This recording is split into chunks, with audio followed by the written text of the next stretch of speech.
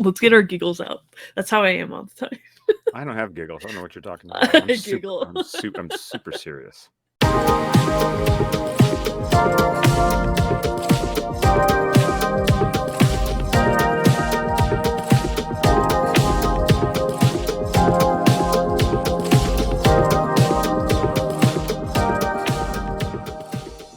Welcome to Collector Spotlight, my very first episode. I am so excited to be joined by my obvious best friend, Scott. He collabs with me on basically anything.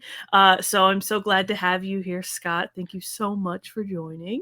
Well, thank you for asking me. This is kind of fun. We were talking beforehand. It's like people know I collect stuff, but Yeah. I don't get to talk about it. I just like randomly show stuff and people are like, "What?"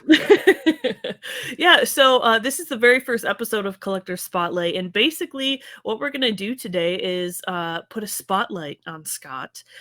He's the first guest, which is I'm just so excited. Like you said, everyone knows that you have like this crazy collection of stuff, and you showcase it like here and there, but like we really don't know the story behind your collecting. So I'm really excited to dig into that. So why don't you tell everyone a little bit about yourself for those that don't know you already? Well, my name is Scott. I am in real life a middle school English teacher. Have been for, almost, over 12 years now. But about 6 years ago, I started what at the time was the Suicide Squadcast, and it's gone through some names. We are now the DC Squadcast, but we're a podcast focused on DC Comics, film, and television. And we have since grown into the Squadcast Media Network that you can find at squadcastmedia.com, where, we just love talking about what we enjoy. And it's kind of nice to be a positive voice out there. Needless to say, I'm old enough to be from an era when being geeky was not so hip and cool. And like you collected this stuff and you didn't tell anybody about it. Yeah. It was kind of just for you. Mhm. So now as I'm pushing 40, it's really weird to be like, look at my stuff. These are my things. Yeah, I have toys. That just seems wildly inappropriate for a 40-year-old, but would have been made a lot more sense when I was 10. But when I was 10, it wasn't cool. Now that I'm 40, somehow it's cooler. It's weird how life goes in cycles. Yeah, I love that sentiment because like even when I was like younger, I'm 27. I'm getting up there. Oh, Even in my like early teens when like Iron Man had first just come out, and like it was a cool movie, but like you were kind of like embarrassed to say that like, oh yeah, I'm digging this Marvel stuff, or like I read comics or something along those lines. And I feel like it's just so cool that we can sit down and like talk about these figures, these comics, these books that we have, and it's not embarrassing. Like we can just have a good time with it. It's kind of funny because now we've become the people that like the normies go, can you tell me about this? It's like, do you want to put a quarter in that jukebox? I mean, how much time do you have? How much time do you? Oh no, my wife just goes, you're on your own. Like she'll look at the person who asked the question, goes, you're on your own. Have fun with that. That's awesome. That's awesome. Well, let's get into our first question that I have for you. What is your earliest memory of starting your collection? Well, the benefit of being older is that I remember the day when comic books were everywhere. Mm-hmm. You went to a Walmart, you went to a drugstore, you went to a grocery store. The comic books were right there with the magazines. So it was so easy to be a comic collector back in the late 80s, early 90s, because they were literally everywhere. You didn't have to go and search them out. So it was just like my mom would take me to the grocery store. For me, I remember it was a food fair. And it would be like, instead of me walking around being bored out of my mind, I would literally just say, as soon as we walked in the door, I would see you, Mom. And I would literally just plant myself at the comic book section of the magazines, let her shop for groceries. And I would just sit there and read some issues, see what they had, and I would entertain myself. And then if I was a good boy, because remember, I'm 8, 9 years old, any comic book I want to buy is not my money, it's my parents' money. And so it would be, can I get this one? And you got one. Like Yeah. and maybe you got like one a month, Mhm.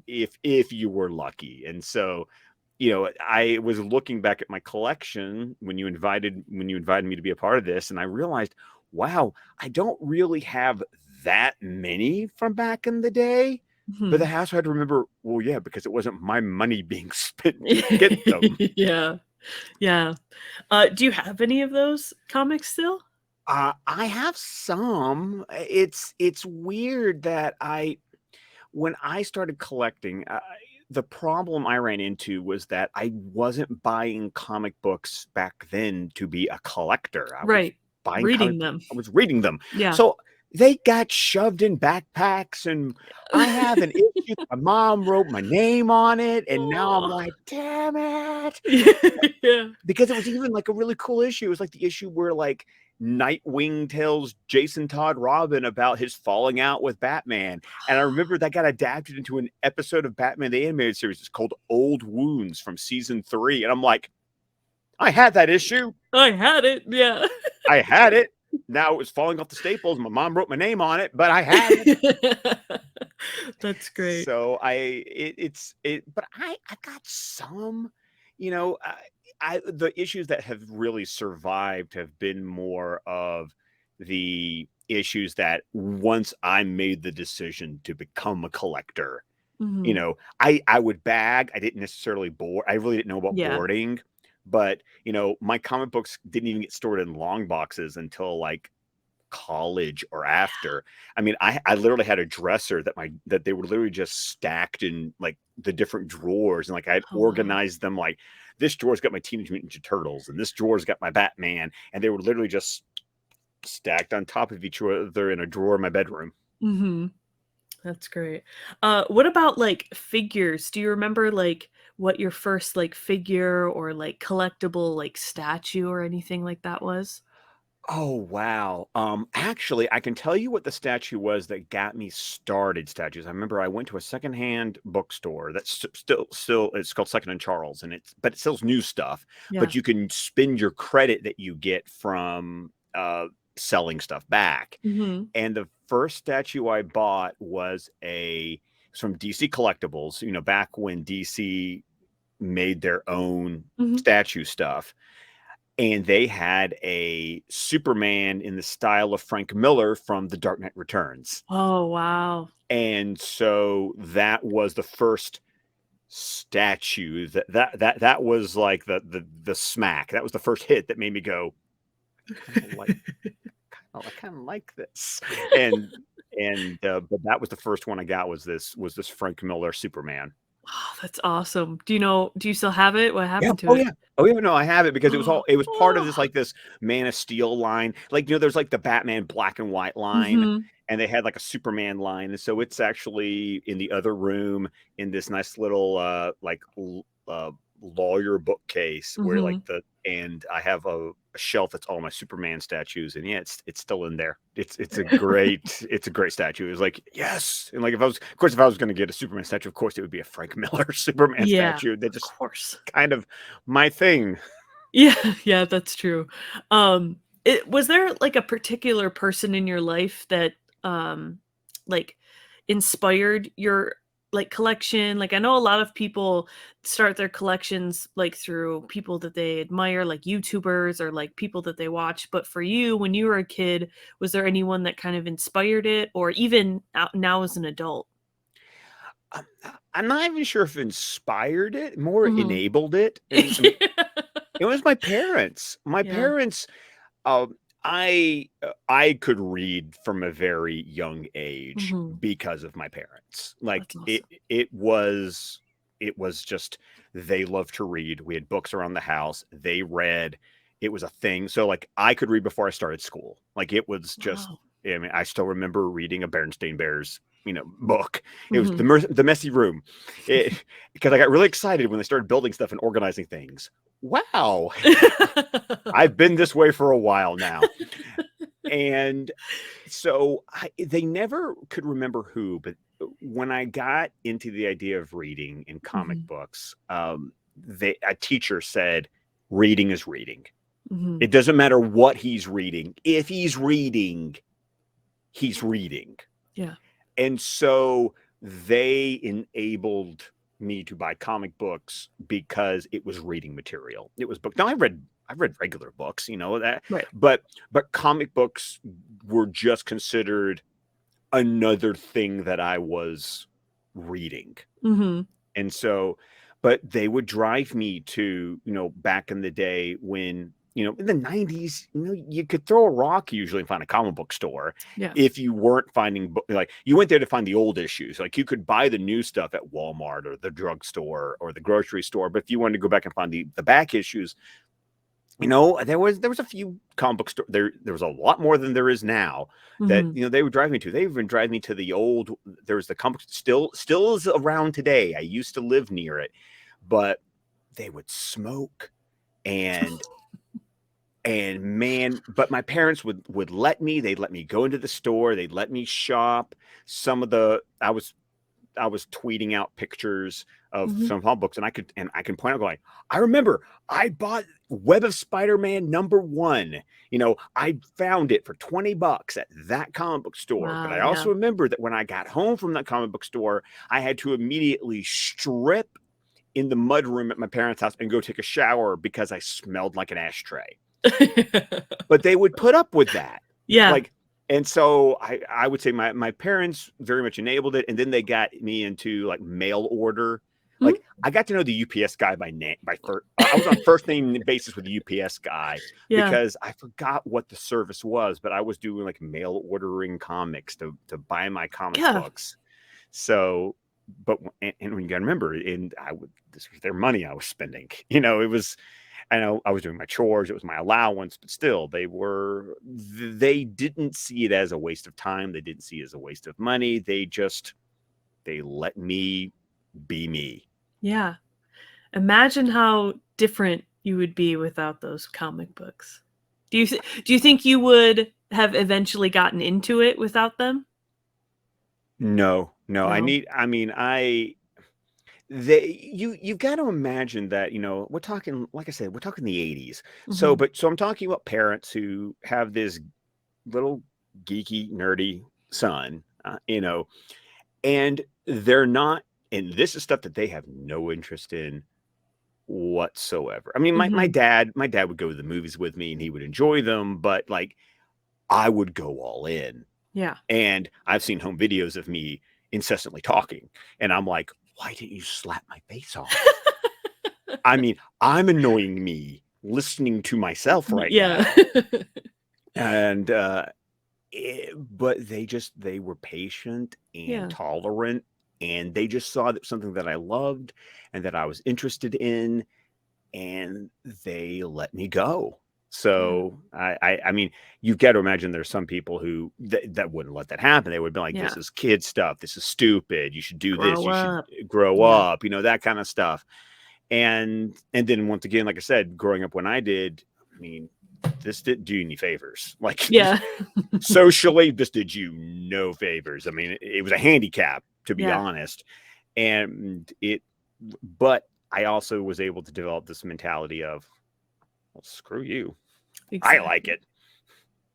Yeah. Yeah, that's great.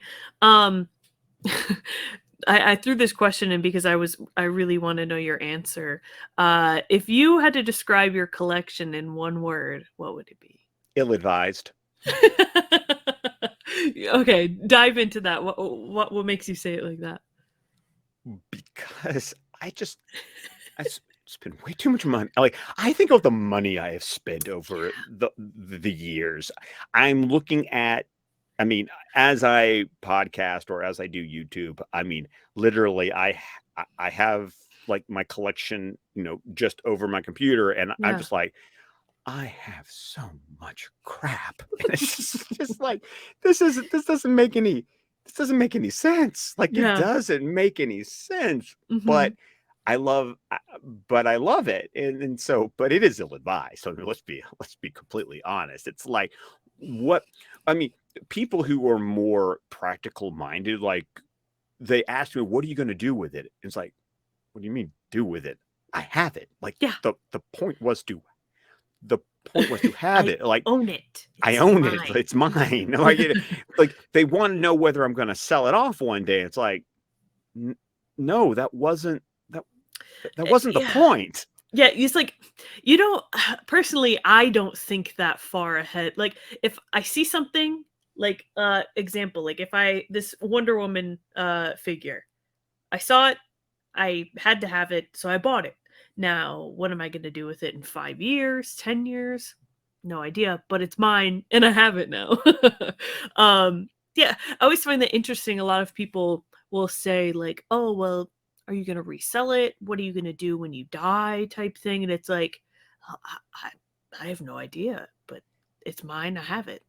Yeah. I mean, for me, I know I have heirs, you Yes, know, exactly. and it's like divide it three ways.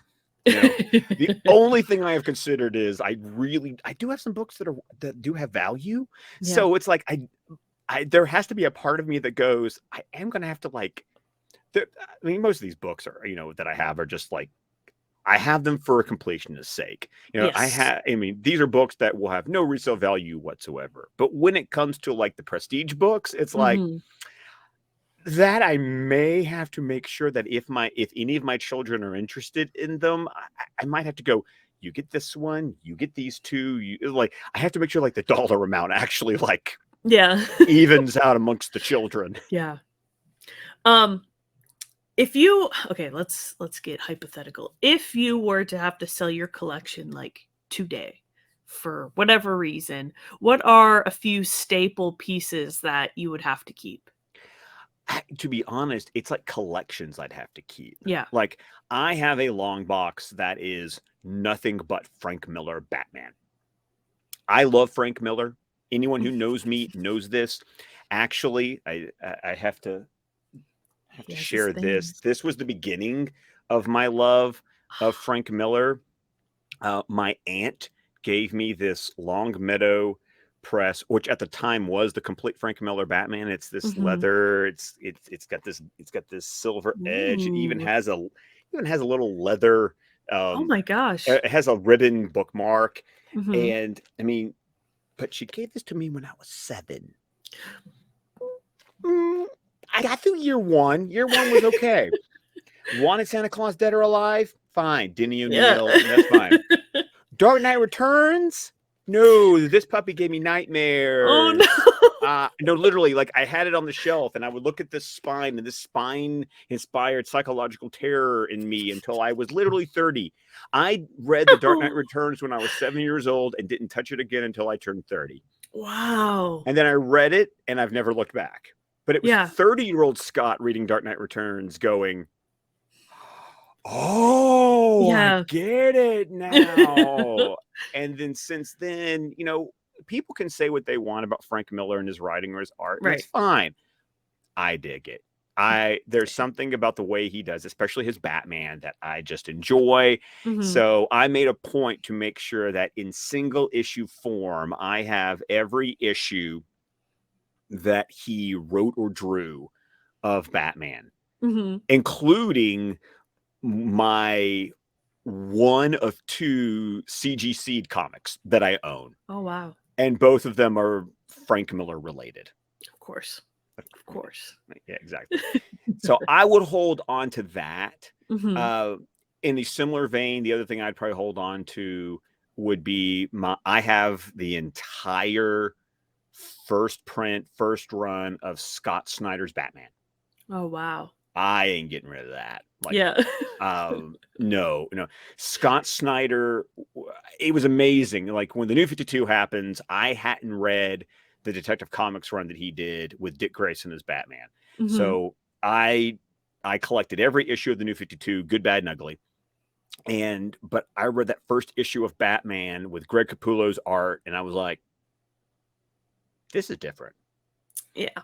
And so it's just amazing to see where Scott Snyder has gone since Mhm. then. And and this is the fun part, that when you're a collector and you're older, you've had the opportunity to be there on the ground floor. Like, I have those issues before they became something to collect. Yeah, yeah, They were of course. just the book coming out that month. Yeah, yeah.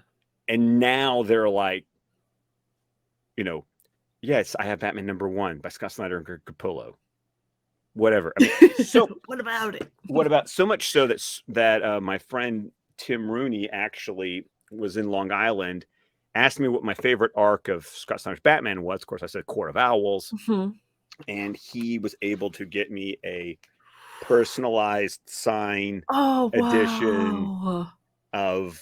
So I have Scott Snyder saying, "To Scott from thanks from Gotham," and it's the first Court of Owls trade.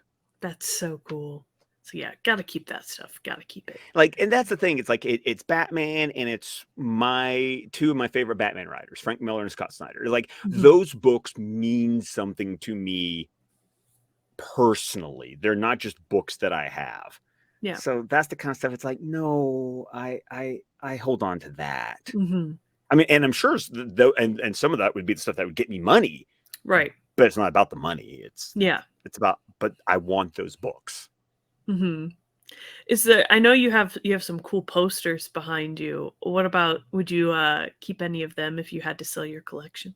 Oh yeah, because these posters, the posters, the artwork that I have, Yeah. it's like, you know, no, that most of the posters aren't, worth anything. Right. I have some original art that, some commissions.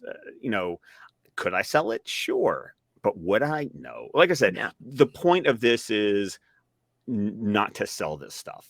The point is that this is my collection. This is Mhm. my stuff. This goes to my kids. Now, what my kids do it after I'm gone, that's their business. Oh.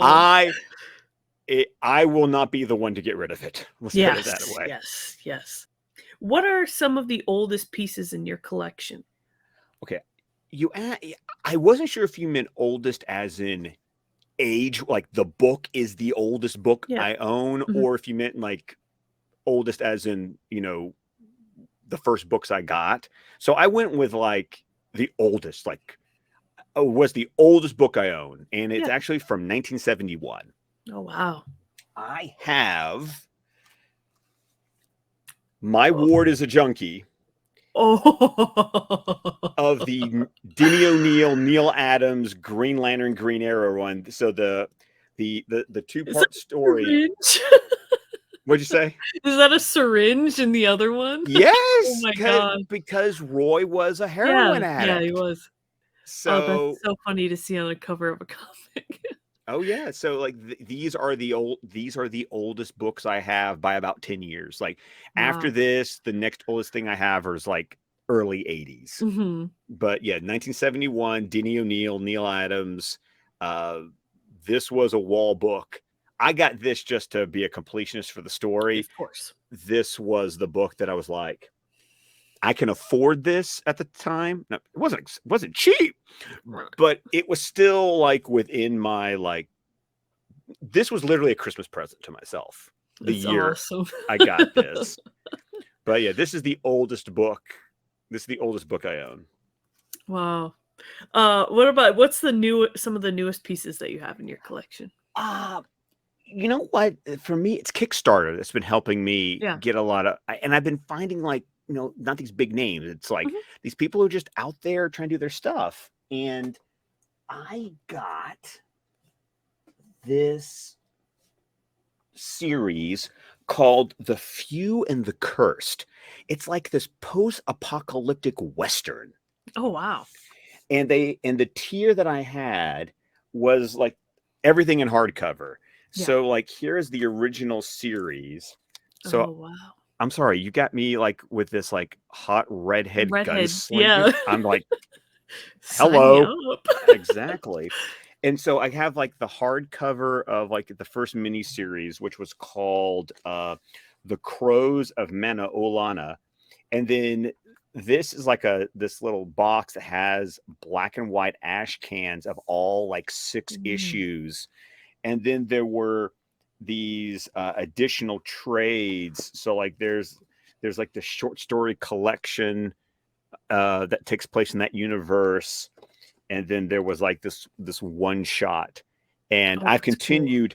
There's been two other Kickstarters since that have continued. Like so, like now, like I'm in on this universe. Like Mhm. and this guy delivered. Like so, it was like, okay, you've proved to me that you can run a big Kickstarter and you can actually deliver on, you know, your merchandise. Mhm. I like you. You were very attentive.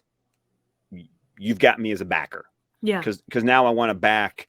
Now it's like I'm in on this universe. Whenever you do a Kickstarter of this universe, Let me know. let me know. I'm in. Yeah, you always send me the coolest Kickstarters for comics, and my wallet doesn't like you very much, but Well, I basically have like two Kickstarter companies that it's like these like whenever they have a Kickstarter, I'm in. yeah. I mean, Paper Films from Jimmy Palmiotti and Amanda Connor, Mhm. they have always delivered since day one. Mhm. And they have some of they have some of the coolest stuff. They have some great rewards, but they always deliver. And so much so that they really, I mean, Jimmy Palmiotti follows me on Twitter, and I know the only Yeah. reason he does it is because I I've literally been backing him for like the last like every Kickstarter he's done in like 7 years. I I'm a backer. I have that Mhm. book. I mean, it was great because I also got some artwork of Darwin Cook before he passed. Yeah, So that's great. them, and then also there's an independent publisher named Comics Tribe. Also, people follow me once again. They follow me because it's like, Scott, we see you back like everything we do, and Yeah. that one was so cool because they have and Comics Tribe is actually like, this isn't like a Kickstarter only. Like they use Kickstarter to like do like hardcovers and stuff, but Mhm. like you can go to a comic book store and they're in diamond. Like Yeah. you can solicit them and you can put them on your poll. And so actually they have a series going on right now called Sync that takes place in Glasgow, Scotland, about like these murderous clowns. And issue number 6, I'm in it. Oh, I think you showed me that. Yeah, That's awesome. I'm a Yeah. murder clown in issue number 6. And if you You're gonna know be that you're great. looking at me, it's like it's obvious. It's like, oh Yeah. wow, their Scott is a murder clown. Okay, yeah, those are the tiers that I always enjoy. I like the ones that's like, we'll draw you in the book, and it's like, okay, cool. And Yeah. so and John Lees, who's the writer, he's a Scottish writer. He's written several books for Comics Tribe, and he just writes good stuff. Like That's great. they've done stuff like something called the Red Tin, which was like and then there were none with Mhm. superheroes. So it's like an Oh, Agatha wow. Christie murder mystery where every issue a superhero gets killed off. Nice. Speaking of my wallet hating you, um My wallet hates me too, by the way. Just so you know. um, what's the most that you'd want to admit that you spent on an item? Want to admit, never I want to admit. But Kickstarter, I I put down $1,450 Ooh. on Boom Studios. Mhm. Did a complete collection of Kyle Higgins' run on Mighty Morphin Power Rangers. I don't know if you read those books. I haven't. Oh, they were so good. Like I have the run that they were basically doing hardcover collections of. I have all the single issues. Like Oh, wow. it takes place right after Tommy joins the team as the Green Ranger, and it goes into this massive multiverse story with the Power Rangers. And Mhm. Kyle Higgins is one of those writers where, I read his Nightwing run in the New 52, and then he wrote a Batman Beyond run, and then I followed his independent stuff at Image. And so he was one of those writers that was like, you write something, I buy a book. Like, Yep. because I just follow. You wrote it. The only thing that sells the book is your name's on it. Yeah. And that's literally what happened with Power Rangers. I found out Kyle Higgins was writing a Power Rangers book, and I went, Sold.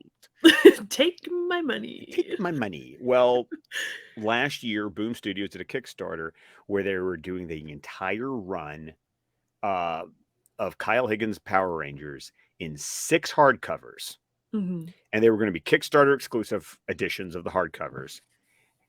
But the tier I got was not only the 6 hardcovers with a standee that looks like the Dino Megazord that you can actually place the hardcovers Oh, wow. into. Each volume is signed by a ranger. Oh, man. That's So, awesome. so whichever ranger whatever color is on the cover, it's spread out from the first 3 seasons. But I'll have Jason David Frank signing the Green Ranger cover. I'll have Amy Jo Johnson signing the Pink Ranger cover. And it's just like, That's worth it, man. That I is was so worth it. I'm like, dang, yes. So yeah, I'm waiting on it. I don't have it yet Yeah. because they're still having to print them. And then with the pandemic, that slowed Yeah. down all kinds of production stuff. But Paper yeah, there'll be this shortages, giant, everything. wherever I'm going to put it, I'm going to have this giant Dino Megazord with 6 hardcovers, each of them Oh my signed by a gosh. ranger. Money Because well spent. I mean, because let's be honest, I was a low key on the DL. Like even in my nerddom, I kept the fact that I watched Power Rangers like on the DL. Like Mhm. I didn't admit that I watched Power Rangers, but I watched Power Rangers. That's awesome, man. Yeah, no, I haven't spent like nearly that much on like a single thing. I think the most was the Hot Toys that I haven't gotten yet of the Batman and Superman, the Nightmare. Uh but that was $500. Even with the payment plan hitting pay, I was like, "Oh man." I was like, The "I've payment plan was the committed. only thing. I've Hey, committed." the payment plan was the only thing that made me. I mean, the next step down, like literally by only like $50, was the fact that, as famously been shared on internet, is that I bought the Weta Darkseid statue.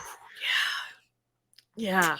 It's expensive, and for me personally, I always try to buy secondhand, but there's some things that you don't ever want someone else to own before you. And that when I saw that Nightmare statue went up, I think we both sent each other the link to it. Yes, I think we did. And Yeah. we're like, Are "Are you you doing? gonna I think buy?" we Yeah. and we were like, are you doing it? Are you doing it? Well, It was like we had to kind of like, I'm not sure if it was peer pressure or it was like, if you do it, I'll do it. yeah, we just kind of needed like someone else to justify that we were about to spend like $500 on 2 figures, basic basically adult action 2 figures. figures. Yeah. Yes, yeah. That you can literally there's different heads and you can pose them, and I'm still trying to figure out where I'm gonna put it because my apartment is not slowly, it's quickly closing in on itself with items. Yes, I Um, understand. Yes. which I didn't put this on the list of questions because we were talking about it before we were recording, but the organization of these items and how I feel like each person probably puts them in a different they organize differently. So I want to know because you said that this kind of sparked you going through things and putting them in the right spot. Um how do you go about organizing your massive collection? Okay. Well, here's where I admit what I have, because I actually wrote it in a DM because I was like, I need to remember this. I have 36 long boxes and Mhm. 9 short boxes in a closet in my basement. And honestly, I try to organize the box, like literally the boxes themselves. I try to group them. So like here is these boxes are like the super old stuff. Like Yeah. this is from the 70s, the 80s, the 90s. These books, and they go in this long box because literally I've got like one long box that's like all my old DC stuff. Because when I was growing up, most of my collection, I have a long box that's nothing but Spider-Man, and I've got another long box that's nothing but X-Men. Like, Yeah. and then I have a one long box that's literally just random DC stuff. Mhm. and so that's what it is.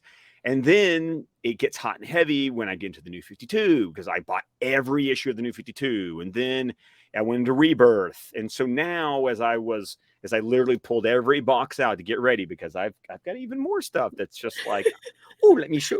Meg might want to see Yeah. this. And so, especially, I've got something down besides the Green Arrow. I had something else I wanted to show you because I Of knew course. I had to pull out like 3 different boxes to get this, but Yeah. I do have the holy trinity of a Harley Quinn fan, which is of course first appearance, Batman Oh, Adventures number wow. 12, Wow. uh, Mad Love first print. Oh, yes. I just love that cover so Oh, much. isn't it? It's a great book It's so too. good. It's a fabulous book. And then of course, Batman Harley Quinn, the Oh, first in continuity appearance of Harley Quinn.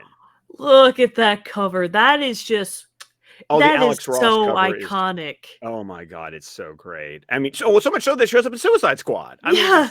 I mean, they knew they had to do this cover in the movie. So like but this is spread out for over like Yeah. 2 different boxes. And originally I had my boxes organized, my oldest stuff at the bottom, my more recent stuff at the top. When I went back and reorganized, I kind of did that, but I also Yeah. did, well, these are boxes I want access to. These are Yeah. boxes I'm never going to look at again. It's fine. This is stuff that I could part with at the drop of a hat. And so now, as I pulled out all 36 boxes and then I reshuffled them back in, I've made sure that boxes that have stuff like this, or maybe I can't immediately walk into the closet and pop the top open, but at Yeah. least I don't have to go down literally 4 levels to get to them. Mhm. So it's stuff like that and that's how I organize it. Is like I like the eras being together. Like I like the Yeah. idea of, originally I tried to organize it to where it was the order the series came out, but I couldn't do that because then the series didn't all fit in boxes. So it really became the shuffling of what will fill the box up completely, Mhm. and that's it. But everything still be in the box. So Mhm. the organization that I would prefer to have doesn't work because I can't fit them all in the boxes that way. So then it became a mixing and matching of, well, these series are really short, so I can put like 15 different series in one box because they're all like 6, 7 issues long. Yeah. But then this box has to have only 2 series because, well, it's got Batman and Detective Comics. It's about 100 issues. You know, they fit in one long box, and maybe I can shove one thing at the end, like one Yeah. short series. And then I try to make sure it's all character related. So, like, if I'm shoving something else extra, that like it's got to be a Bat Family book or something, Yeah. because I want everything in the book. If I can, I want everything in a box to be related. Yeah. Yeah. That's kind of how I am too. Like, brand has to go with brand, but within brand, there's a character or a movie or something. Um, does it get messed up? Yeah. Do I have to spend like an entire weekend redoing it? Yeah. But then, like, when you're going through it again, like you said, you find these pieces that you're like, huh, I forgot I had this, or like, you find a book that you haven't opened in years, and just going through and like appreciating the art is something that I love to do, especially when I'm reorganizing, Oh yeah. because it wastes a lot of time Mm-hmm. when you're reorganizing. Um, what are some, so you said that, do you have any other pieces around you that you pulled out to show off? Um, I've got. I actually got one other one because it really is special because it took some effort to get it. Yeah. Um, so I said at the beginning that I'm an English teacher. Well, Yes. every year, one of the professional organizations, NCTE, the National Council for Teachers of English, they have a convention. Well, in 2008, was it 2018? no, 2000, no, it was 2016. I always remember because I literally saw Doctor Strange the day in the morning before I left for Atlanta to go to this conference. Mhm. But I went to the conference knowing that the keynote speaker of the conference was going to be Brad Meltzer. Mhm. Now, Brad Meltzer, of course, has written numerous Washington-based thriller novels. Really good novelist. But comic book collectors know him because he wrote Identity Crisis Yes. and then wrote 2 or 3 arcs of Justice League of America after Identity Crisis. But I love Identity Crisis. I Yes, me love that too. book so much. And I had the Absolute Edition, which for people who aren't aware, Absolute Editions are oversized hardcovers that come in a slipcover case. And they are just gorgeous, cost like $75 to $100 depending on, how big it is. But I pack this oh so carefully in my luggage going, I don't care whatever else I have to do. I am getting this signed Mhm. by Brad Meltzer.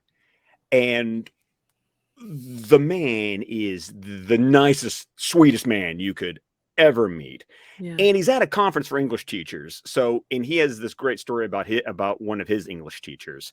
So here I come up, like, Mr. Meltzer, would would you sign my copy of Identity Crisis? Yeah. And of course, everyone else is like getting like his kids' book Yeah. signed, or they gave us a free copy of his latest thriller while we were Oh, there. wow. I mean, we're teachers. They're like, give them the free stuff. They can't afford anything else. True. And I walked up and I was just like, would you sign it? And the sweet man went, do you want me to sign the outside slipcover or do you want me to sign inside the book? And I went, Mm. whatever. And he Yeah. did both. Oh my god. So he signed the slipcover and it says to Scott, one of the good guys, thanks, Brad Meltzer. And then on the book on the inside, which my God, look at that Michael Turner cover. Oh Like that my was just god. the Identity Crisis had this. I forgot. I even have like the page from the program that Oh my god, that's awesome. stuck in here. Uh, on the page with the Ralph Dibny quote, he wrote to Scott, my hero, thanks, Brad Meltzer. Oh, dude, I would have melted. Oh, I did, and I got like 2 or 3 pictures with him. He was just, I still have those. I mean, you better believe like those are pictures that's like I hold on to because I flipped my wig because I was there from like Thursday to Sunday. This wasn't until Sunday, and all I could think about all weekend was when do I get to meet Brad? Oh, When do I get to that's meet Brad? awesome. And then he couldn't have been the nicest guy Yeah. on the planet. And so I literally bought another hardcover of Identity Crisis because I'm never going to read that. Right. Like I'm never cracking that. Like opening it to show the signature is as Yeah. much as that book gets opened. Wow. Well, there goes like my next question. I mean, you probably have more stories like that. But what item has the best story about how you got it? Well, I mean, that one has an emotional connection, Yeah, but the weirdness of the next of the one that I intended to like that was the intended to be is that was a I bonus. have a Batman sketch drawn and autographed by Jerry Robinson. Now, if for anyone who doesn't know who Jerry Robinson is, he's the co-creator of Robin, Catwoman, and the Joker. Like when Bob Kane stopped drawing books in the 40 like 1940 Mhm. and also like stopped putting his name on other people's work too. That's another story. Jerry Robinson was one of the next major credited artists for Batman, a year after he was created. And I did this Kickstarter that was called the Bat Maker. I don't know. It was back in the day before Bill Finger had credit Mhm. as the co-creator of Batman. Because now we gloriously live in an age where every time Batman shows up, it says Batman created by Bob Kane with Bill Finger. That used to not be the case. I mean, it wasn't until Yeah. 2016 that Bill Finger got credited as the co-creator of Batman. And there was this documentary that this group was trying to kickstart, and I signed up for it. And unfortunately, this is one of those Kickstarters that's never delivered. Like, I don't have the documentary, I don't have any of the books that I was supposed to get. I didn't get any of that. But back in 2019, the one blip that happened was they had all of these sketches from various artists that they were raffling off to people who were on this certain tier. Basically, they're like, hey, it's been 3 years and we haven't done anything. Let's at least do this. So what they did was, kind of like drawing a number of a hat, what they did was they contacted everyone in this tier and said, what's your number one choice for the sketch? What's your number two choice for the sketch? Well, of course, all of us wanted the Jerry Robinson sketch, obviously. So what they did was they said, give us a Batman villain. And then we will do a random number generator. And we will use this random number generator to go through issues of Detective Comics. And the first number that comes up with with a villain on the cover, and the first one that pops up with a villain that you've chosen, you win. I picked the Riddler. That was the villain that I picked, and apparently Detective Comics number 377 has the Riddler on the cover, and in their random number generator, 377 was the first issue that came up with a villain picked by one of the backers, and it had the Riddler on the cover. So I have a Jerry Robinson Batman sketch hanging on my wall, and it was literally just because of chance. I picked the Riddler, and a random number generator gave me a cover that had the Riddler on it. That's amazing. Oh my gosh.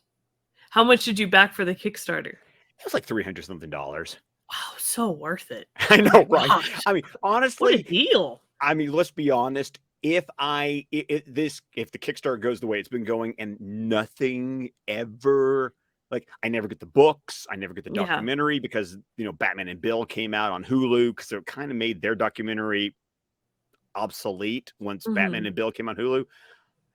It was worth it to get the Jerry Robinson sketch. 100%. That's great. So the last question I have for you, what's advice that you'd give to someone who is just getting into collecting and doesn't know where to start? Start with what you love. Do not play the speculator game. Do not go into it thinking, I'm getting this because I'm going to be able to turn around and sell it on eBay and make a hot profit. I lived through the bubble of the 90s. Okay? I saw what the speculator market did, and it almost killed the comic book industry, with people thinking that they were going to buy Superman 75 and then turn around and sell it. Listen, comic books these days are printed in such quantity, they are never going to be worth anything. Or they're going to be worth something way on down the road. I mean, I look out that the Batman Adventures number 12, I think, based on what I know, is the one comic book that I have that has the highest value. Yeah. As far as I'm aware. The sad part was that I could have bought this off the rack of a drugstore back when I was 10, but I was stupid. I was a boy. I went, just this girl's on the cover. Yeah, that was my excuse, people. Okay, I was 10. But I could have bought this book for cover price, which would have been $1.25. Golly. Back in 1992. Okay, I saw this issue at a Books A Million. Really? Yes. The sad part is that I'm looking at these books going, no, I saw these on the rack. I could have gotten them for cover price.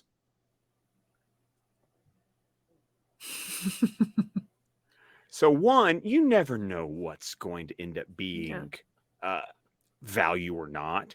Who would know that this random issue of a tie-in comic for an afternoon animated series would be worth whatever it's worth now? Mm-hmm. Because it just happens to be the first time that character appeared in a comic book. So just buy the stuff because you want it, because you like it, because you love it. If you're trying to do as a collector, take good care of it. Yes. If you're a comic book collector, which is really my expertise, air quotes, bag it, read it once, at least read it, but I also I literally lay it out on the table. I literally touch the smallest corner I Put can. I the flip it. cloth gloves on. I almost go that far. I really almost go that far. Read it. Most of my comic books I've read the actual physical issue I've read one time. Mm-hmm. I put it in a bag on a board, and if I read it again, it's because it's in a trade paper collection or I read it digitally. Mm-hmm. And it goes in a long box. I mean, that's how I go. I go through my long box like I was going through today, going, what the hell? I had the first appearance of Tim Drake. I didn't know I had the first appearance of Tim Drake, but I've got the first appearance of Tim Drake. It's just like, and I had the first appearance of Tim Drake as Robin. Those are two different issues. And I'm like, I have both of them. I didn't know I had both of them. Okay. Because they just went to a long box and, they disappeared into the closet. So you can't worry about it. You can't be in this in the speculator's game. You just you buy it because you want it. You buy it because you love it. And if one day it's worth something, cool. I don't even know how much some of these books are that I've shown you. I don't care because I'm not going to sell them. It's more just a cool thing to go, yeah, I have a book that's worth that much. That's cool. Like it's more just it's more just a, I don't know if it's an ego thing or it's just a cool little tidbit to go, cool, I have that. Yeah. I'm going to keep it, but I have that. Yeah. Yeah, that's awesome. Do you have anything else around you want to show off that you grabbed? I do one thing only because of the news that was recently shared about George Perez and him having cancer, terminal pancreatic cancer. I do have 2 sketch cards of wow. George Perez drawing Wonder Woman. That's And amazing. I got these through a Kickstarter.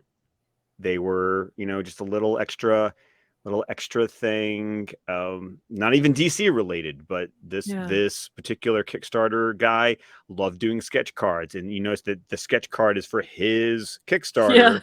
Yeah. But he would go around to artists at conventions and he would get them to draw things so he could sell this. He could sell these as add-ons. And so I have a George Perez. I have 2 George Perez Wonder Women. That's amazing. Kind of cool. And I hate the fact that he's not going to be around much longer, and that's a shame. But that's also the fun thing about collecting is that you can look at stuff and go, I had this cool thing that Darwin Cook did. Mm-hmm. I wanted to get the 6 issues of New Frontier because I love Darwin Cook, God rest his soul, and it feels like they're never really gone. Yeah. Even one day when they are gone, it's like, but it's like a piece of them is still here because I have their art or I have their words. I'm lucky enough to have their signature, and that's cool. And it's like that idea that there's that little piece of them, so they're never really gone. Mm-hmm. Oh, that almost makes me tear up. That's great. But yeah, thank you, Scott, so much for joining me today on the first episode of Collector Spotlight. If you want a chance to be on Collector Spotlight, head on over to Vero, which Scott and I love Vero so much. Very much so. It's a social media app. I will leave it linked below for you guys to check out. But if you use the hashtag Collector Spotlight, show off your collection, any new pieces you have or pieces that you want shown on this show that we're doing. go ahead and do that, and it gives you a chance to also be a guest on Collector Spotlight. Scott is the first guest, but there's going to be so many more. And I'm so happy that we got to sit down and do this. Why don't you tell everyone where they can find you? Well, you can find me on Vero at Scott McClellan, just my name. You can find me on Twitter at ScottDC27, and you can find my podcast, the DC Squadcast, wherever podcasts can be found. Squadcast Media is also on Vero. We're on Facebook, we're on YouTube, and you can find our entire network of shows at squadcastmedia.com.